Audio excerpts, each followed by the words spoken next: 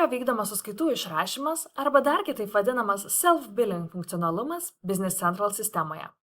Tai visų pirma, kas tas self-billing funkcionalumas?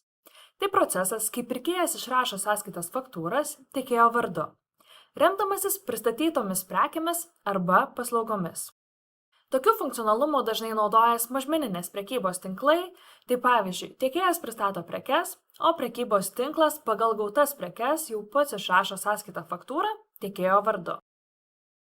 Kad naudoti šiuo funkcionalumu Business Central sistemoje, mums reikia atlikti 3 papildomus žingsnius. Tai visų pirma, tiekėjo kortelėje aktyvuoti savarankiško atsiskaitimo susitarimą. Taip pat pirkimo ir mokėtinų sumų nustatymuose nusirodyti reikiamą numeraciją prie užregistruotų savarankiškai išrašomų sąskaitų faktūrų. Na ir ataskaitų išrinkimuose pirkimai reikia nusirodyti savarankiškai išrašomos sąskaitos faktūros ataskaitos tipą. Einame į Business Central pažiūrėti, kaip tai veikia.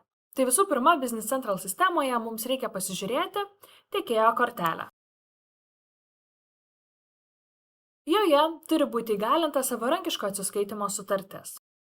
Sekantis žingsnis yra eiti į mokėtinų sumų nustatymus. Šiame puslapyje mums reikia susirasti numeraciją, kuri yra skirta šiam funkcionalumui, ir prisiskirti norimą numeraciją. Na ir paskutinis nustatymas tai ataskaitų išrinkimai. Šiame puslapyje mums reikia pasirinkti savarankiškai išrašomą SF ir prisiskirti šią ataskaitą. Kai jau visi nustatymai yra užbaigti, galime kurti pirkimo sąskaitą faktūrą. Kuriame naują, pasirenkame mūsų tiekėją,